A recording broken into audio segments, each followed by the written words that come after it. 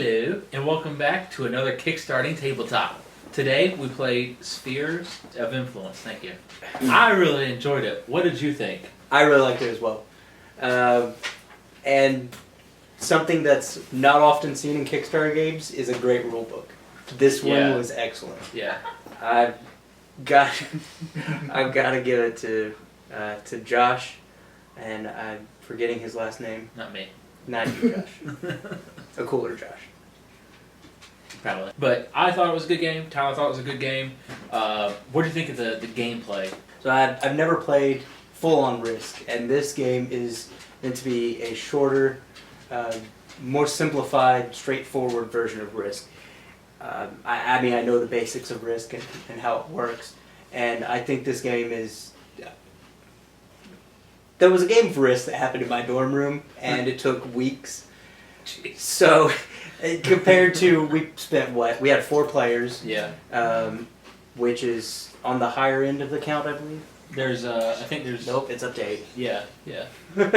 Well, we played with 8 factions, which is what 8 players would be. Yeah. It's the factions get distributed out differently. And I really like that mechanic as well. Yeah. If you're playing with 4 or less players, multiple people, or you'll have multiple factions that you control. For example, I had yellow and black, and you had Christmas. Christmas, red and green.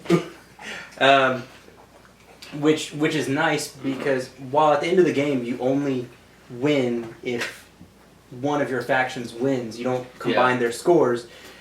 It got to a point in the game where I was really far behind with both my factions, but I was able to make targeted attacks with one faction and then swoop in with the other faction to gain control and ended up, we called it a draw.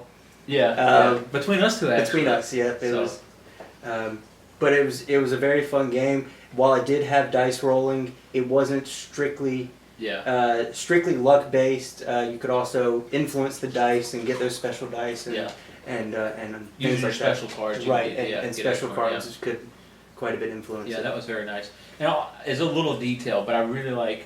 Someone else pointed it out, but it's based on the Earth. It's based on Earth, so it's a flat Earth. But if you went to to the left of America, you could wrap back around and come around to like Tokyo and stuff. I thought that was a nice little detail that was thrown in. Right. Instead of having it be strictly flat, where you're if you're in America, you're stuck. You can't do anything to Asia. So, what would you give it on a scale of 1 to 10? 10 being the best. 1 to 10, 10 being the best. Honestly, out of all of our Kickstarter games, this one is my favorite. Just the best all the way around. The best all the way around. While we have had others that were great, and I loved this game. It has about everything you want. I mean, it's got a player count from 2 to 8, which if you're not in town or I can't find enough people to play, it's still playable with 2. Yeah. But if every our whole group's here, right, then everybody can play. We can all play. Nice. So a number. Sorry. 1 to 10. Distractions, and I'd give it a 9. 9? Okay, nice. 9. Yeah, I would actually have to agree, and I think others in our group who are going to talk in a second would agree as well that it was a good 9. Just because it was so well done. I think they did a great job with the Kickstarter and the game itself.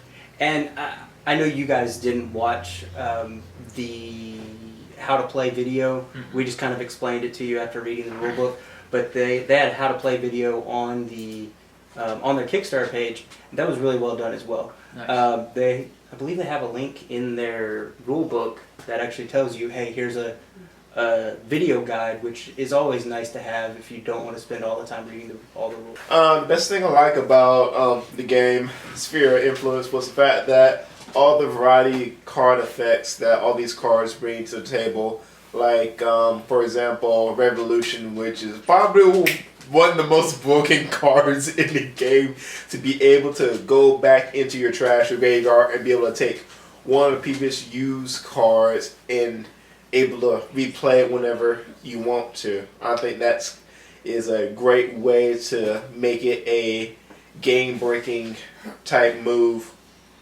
especially far in the game where you just don't know where you're at. Yeah, I really like the special cards. It definitely did feel a lot like Risk.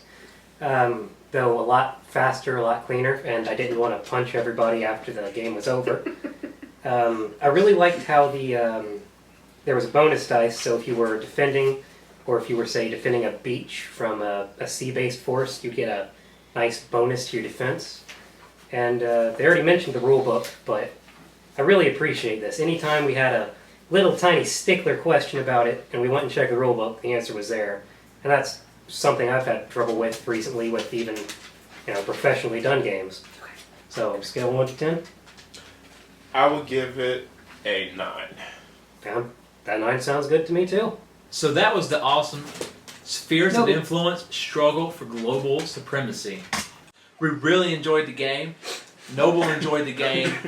And definitely you should go check out Josh, who is from Little Nuke Games. The website's littlenukegames.com. And if you didn't catch the Kickstarter, you can actually go to their website and pre-order the game. It's $49 even, plus tax and shipping, of course. Right. And it's made in our home state, so we really wish that you would go check it out.